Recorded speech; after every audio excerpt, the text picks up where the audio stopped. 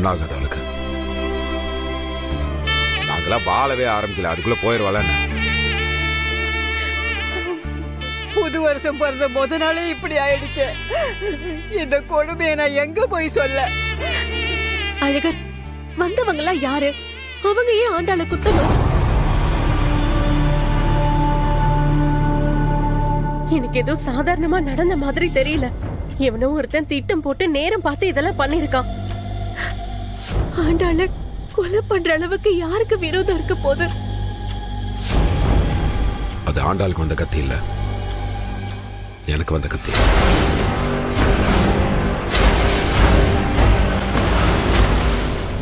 என்ன குத்த வந்தவன் தான் ஆண்டாளை மாத்தி குத்திட்டான். அத்தை சொன்ன மாதிரி அவனை கூடவே இருந்து பிளான் பண்ணி நேரம் பார்த்து குத்திருக்கான். அப்படியே இருந்தாலும் உங்களை கொல்ற அளவுக்கு யாருக்கு விரோதம் இருக்க போகுது?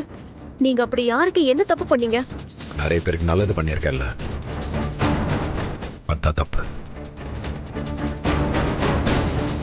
நீங்க எவன் நல்லவனா இருக்க விடுறான், அப்படி அவன் நல்லவனா இருக்கணும்னு நினைச்சாலும் அவனை என்னென்னலாம் பண்ணி அவனை கெட்டவனா மாற்ற முடியுமோ அது எல்லாத்தையும் பண்ணி அவனை கெட்டவனா மாறுற வரைக்கும் அமைதியா இருக்க மாட்டானுங்க இவனுங்க. வந்தவன் என்ன குத்தி இருந்தா கூட பரவாயில்ல.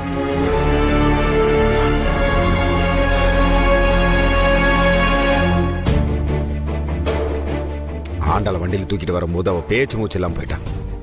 உடம்புல நடுங்கிருச்சு எனக்கு. தோல் அவ அப்படியே அசையாம கடந்த போய் நான் என்ன எரிஞ்ச மாதிரி அப்படி ஒரு வலி. கை ஃபுல்லா அவளோட ரத்தம். ஆஸ்பத்திரிக்குள்ள தூக்கிட்டு வரப்போ அவ என் கைய பிடிச்சு செத்துட்டேன் தெரியுமா? அவளை அப்படி ஒரு நிலைமையில பார்த்துட்டு எனக்கு என்ன பண்றதுன்னே தெரியல.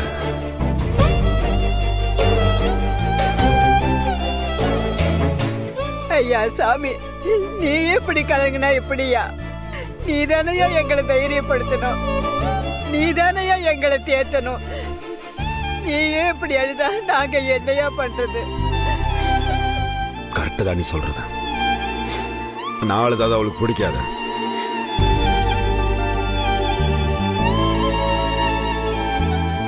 நீங்க எதுக்கு அழுகிறீங்க? கண்ணை தொடங்க. அத கண்ணை தொடங்க முதல்ல. நீ பாட்டி நான் சொல்லிட்டே இருக்க சரியா? கண்ணை தொடங்க. அவளுக்கு எதுவும் ஆகாது சரியா? நான் இருக்கிறேங்க.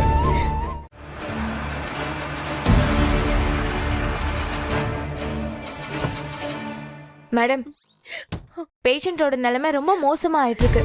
சீக்கிரம் பிளட் கொடுக்க ஏற்பாடு பண்ணுங்க, இல்லைன்னா அவங்களை காப்பாத்துறது ரொம்ப கஷ்டம். லட்சுமி,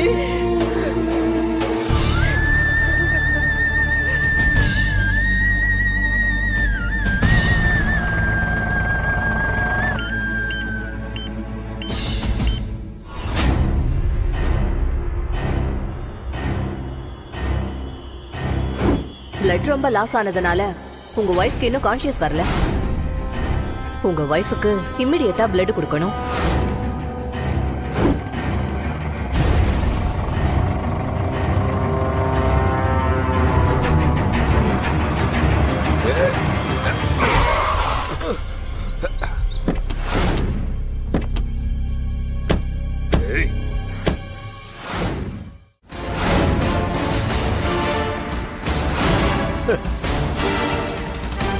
டேய், நம்ம பிரசிடென்ட் ஐயாடா.